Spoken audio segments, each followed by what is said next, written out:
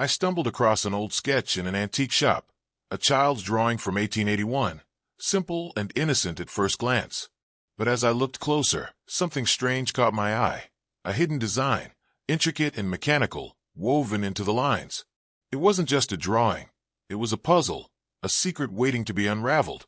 What could a boy from the 19th century be hiding in his artwork? Stay with me as I uncover the chilling truth behind this mysterious machine. I've always been drawn to old things, books, trinkets, anything with a story. Last month, while browsing a dusty antique shop, I found a small, leather-bound sketchbook. Its pages were yellowed, edges crumbling, but the drawings inside were vivid. One sketch, dated 1881, stood out. It was signed Thomas, age 12. At first, it looked like a typical child's drawing, a house, a tree, a sun. But something felt off. The lines were too precise, too deliberate. I squinted and noticed faint patterns in the shading. They weren't random. They formed gears, levers, and something mechanical. This wasn't just a picture. It was a blueprint, hidden in plain sight. What was a boy in 1881 designing? And why hide it in a drawing? I took the sketchbook home, my mind racing. The drawing haunted me. I spread it out under a lamp, examining every line. The house's roof had tiny, angular marks that mimicked a crank system. The tree's branches curved into what looked like pistons. Even the sun had spokes, like a wheel in motion. I traced the lines with my finger, feeling a chill. This wasn't a child's imagination running wild. It was calculated, intentional. I wondered who Thomas was. Did he know his drawing held a secret? I needed to understand what this machine was. I scanned the sketch, zooming in on my computer. The details were staggering, parts of a machine I couldn't yet comprehend. The next day, I visited the local library, digging into records from 1881.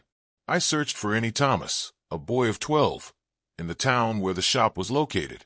The archives were sparse, but I found a mention of a Thomas Harrow, son of a watchmaker. Could this be him? Watchmakers were precise, skilled with tiny mechanisms.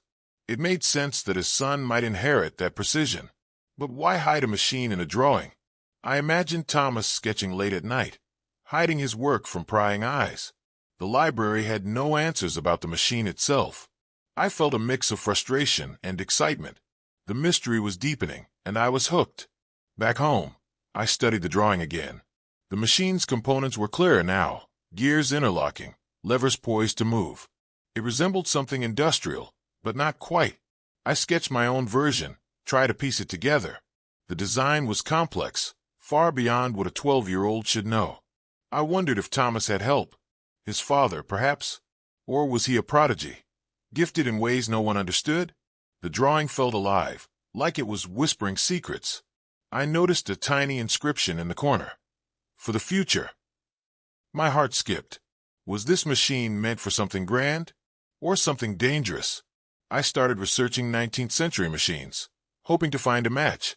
Steam engines, telegraphs, and early automatons filled my screen. Nothing quite fit. The machine in Thomas's drawing was unique, compact, intricate, almost futuristic. I couldn't shake the feeling that it was ahead of its time. I found forums online where historians discussed forgotten inventions. I posted a description of the drawing, asking for help. Responses trickled in, mostly guesses. One user suggested it might be a prototype for an automaton, a mechanical figure popular in the 1800s. But this felt bigger, more purposeful. I needed more clues, more context. The drawing was pulling me deeper. I returned to the antique shop, hoping the owner knew more about the sketchbook's origins. She remembered buying it at an estate sale years ago, but had no details. She let me browse her records, and I found a receipt linking the sketchbook to a Harrow family. It had to be Thomas's. The receipt mentioned a box of miscellaneous papers sold with it. My pulse quickened. Were there more drawings? More clues? The shop didn't have them, but the lead gave me hope. I imagined Thomas hiding his work, maybe from a strict father or a world not ready for his ideas. The machine felt closer, yet still out of reach. At home, I couldn't stop thinking about Thomas. What drove him to create this? I pictured a boy hunched over his desk, sketching by candlelight, his mind racing with ideas too big for his time. The drawing's precision suggested obsession. I wondered if he ever built the machine.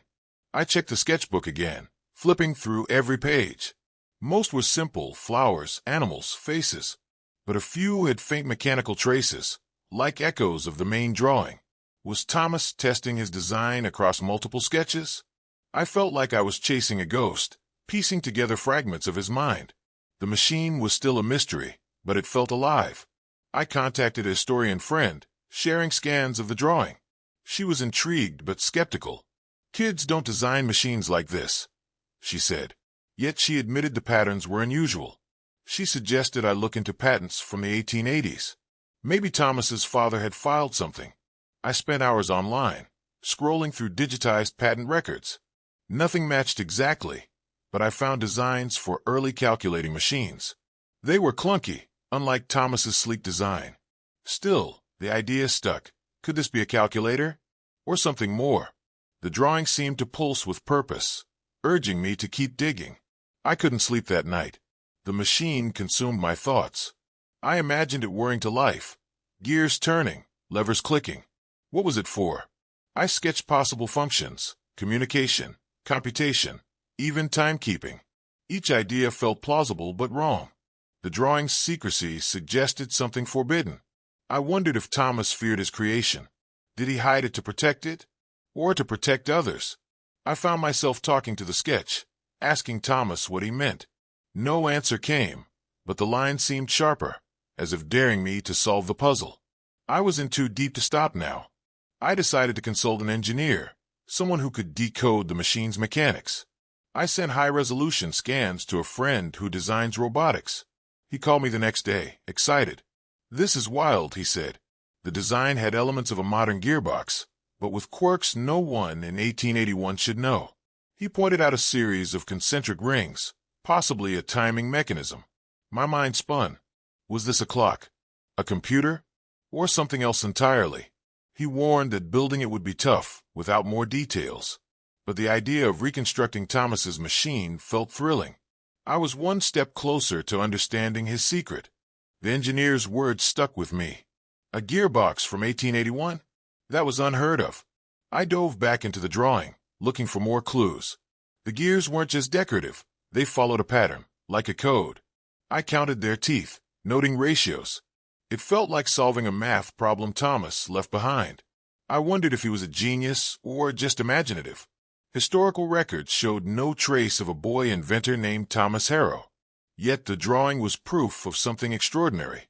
I started to feel protective of it, like I was guarding his legacy. The machine's purpose was still unclear, but its complexity was undeniable. I posted about the drawing on social media, hoping for leads. A follower suggested it might be a cipher device, like an early Enigma machine. The idea was wild but intriguing. I studied the drawing's lines again, looking for patterns that could encode messages. The levers and gears could theoretically shift positions, scrambling letters. But in 1881, that seemed impossible. Still, I played with the idea, sketching how it might work. The sun in the drawing became a dial, the tree a rotor. It was speculative, but it fit. Thomas might have been dreaming of secret communication. Or was I overthinking it? I reached out to a cryptography expert, sharing my theory. She was skeptical but curious. She pointed out that ciphers in the 1800s were simpler, mostly pen and paper. A mechanical cipher would be groundbreaking for the time. She asked for more details about Thomas. I had little to offer, just his name, age, and the sketchbook. She suggested checking local newspapers from 1881 for stories about inventors or prodigies. I spent days in the library's microfilm room, scanning faded pages. Nothing about Thomas, but I found ads for mechanical toys. Could his machine be a toy? It felt too serious for that. The more I studied the drawing, the more it felt like a warning. The machine's design was elegant but eerie, like it was meant to be hidden. I imagined Thomas sketching it in secret, afraid of being caught. Maybe his father disapproved, or society wasn't ready. I found myself empathizing with him, a boy with a vision no one understood. I started sketching my own versions of the machine, trying to bring it to life. Each attempt failed to capture its essence. The drawing seemed to resist me, as if protecting its secrets. I was obsessed, but the truth felt just out of reach. I took a break, stepping away from the drawing for a day. But it haunted me. I dreamed of gears turning, levers snapping into place. In the dream, Thomas stood beside me, silent, pointing at the sketch. I woke up with a jolt, heart pounding. I grabbed the sketchbook, flipping to the drawing. A tiny detail caught my eye, a small arrow near the house's base. It pointed to a faint grid, like a map. Was this another layer of the puzzle? I traced the grid, realizing it could be coordinates or a schematic. The machine was more complex than I'd imagined. I contacted a cartographer, hoping the grid held clues. She analyzed the scan and suggested it might represent a mechanical layout, not a map. Each square could be a component, wired together in a circuit-like pattern. My mind raced. Was this an early computer? In 1881, that was unthinkable. Yet the drawing's precision supported the idea. I imagined Thomas dreaming of machines that could think. I dug into the history of computing, Babbage's difference engine, Lovelace's notes. They were close, but not quite right. Thomas's machine felt personal, like it held his soul. I started to feel a connection to Thomas, like he was guiding me. His drawing was a message, a legacy left for someone to find. I wondered if he ever showed it to anyone. Did he die young, his ideas forgotten? Or did he grow up, hiding his genius? I checked census records, hoping to trace his life. Thomas Harrow appeared in 1880, age 11, but vanished after that. My heart sank. Had something happened to him? The drawing felt heavier now, like a relic of a lost future. The machine's purpose was still elusive, but I couldn't give up. I decided to recreate the machine digitally, using 3D modeling software. I spent hours inputting the drawing's components, gears, levers, rings. The model was incomplete, but it moved. Gears turned, levers shifted. It was mesmerizing, but still unclear what it did. I shared the model online, asking for feedback. A few engineers responded, suggesting it could be a timing device or a mechanical calculator. One even called it a proto-computer. The term sent shivers down my spine. Could a 12-year-old have dreamed of computing in 1881? The drawing was rewriting history. I went back to the sketchbook, looking for overlooked details. On the back of the drawing, I found faint pencil marks, numbers barely legible. They formed a sequence, 3, 7, 12, 18. A pattern. I ran it through mathematical models, but nothing clicked. The numbers felt like a code, another layer of Thomas's puzzle. I imagined him writing them in secret, maybe as a key to the machine. I tried aligning them with the gears, but it didn't fit. The drawing was testing my patience, but I was determined. Thomas had left this for someone to solve. I started to wonder about the machine's power source. Steam, clockwork, something else? The drawing didn't show one, which was odd. Most 19th century machines needed visible energy. I researched portable power sources from the era, springs, weights, early batteries. Nothing matched the drawing's sleek design. I began to think the machine was theoretical, a concept never built. Yet its details suggested Thomas believed in it. I pictured him dreaming of a world where his machine could live. The thought was both inspiring and sad. His vision was trapped in this sketch. I contacted a museum curator, hoping they'd seen similar drawings. She hadn't, but she was fascinated. She suggested the machine might be an automaton, designed for a specific task. I imagined it moving, performing some forgotten function. But what? The curator offered to display the sketchbook if I could prove its significance. That lit a fire in me. I needed to solve this, not just for me, but for Thomas. I spent days cross-referencing the drawing with historical texts. Nothing matched perfectly, but the mystery grew richer. The machine felt like a piece of a larger puzzle. I started to see the drawing everywhere, in my dreams, my thoughts, even random patterns. It was consuming me.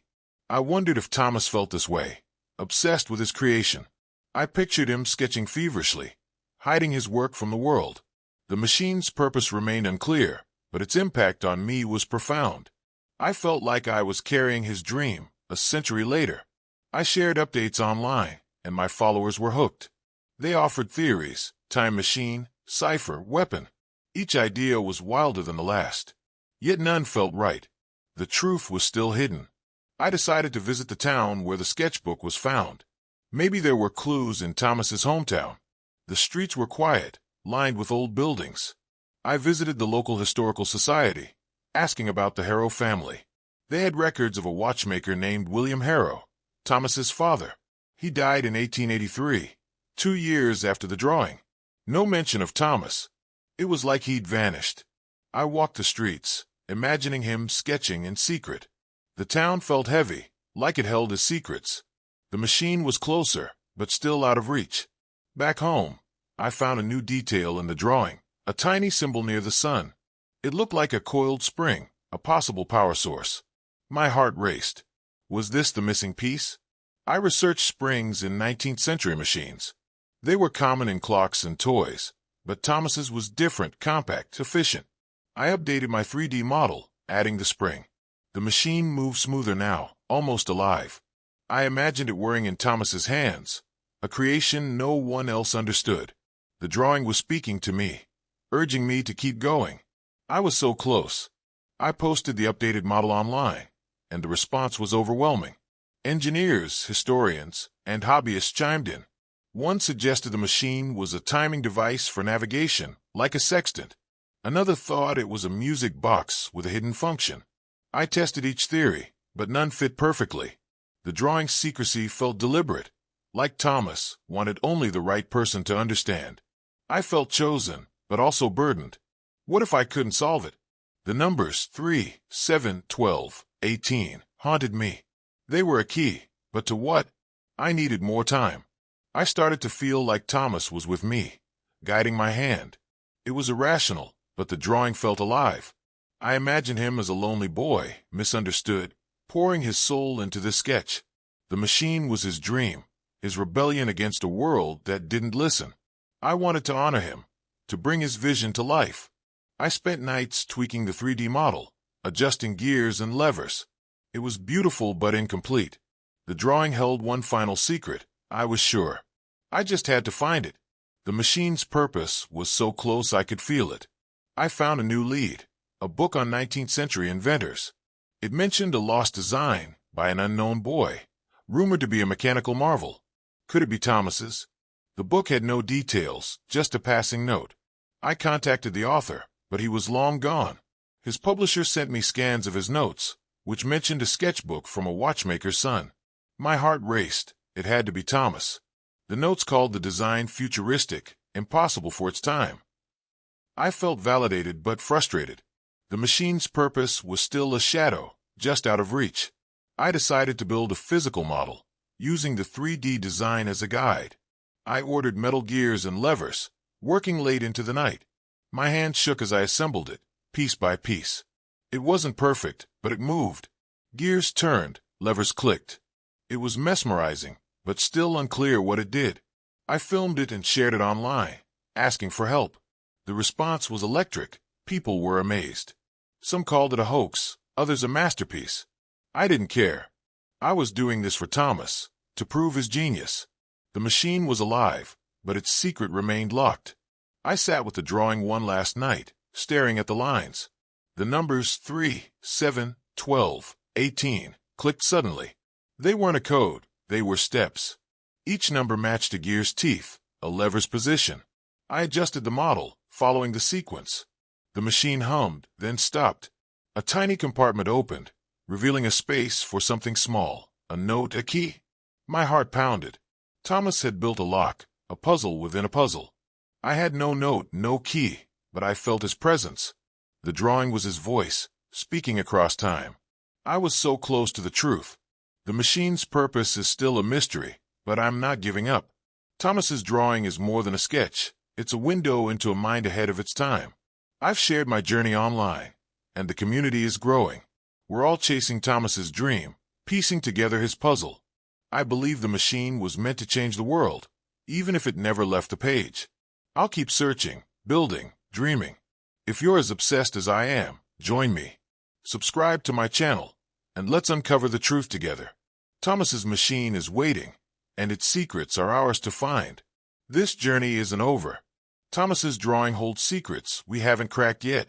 If you're fascinated by hidden history and unsolved mysteries, hit that subscribe button. Join our community as we dig deeper into the machine's purpose. Let's honor Thomas's genius and uncover the truth together. Subscribe now, and let's keep the search alive.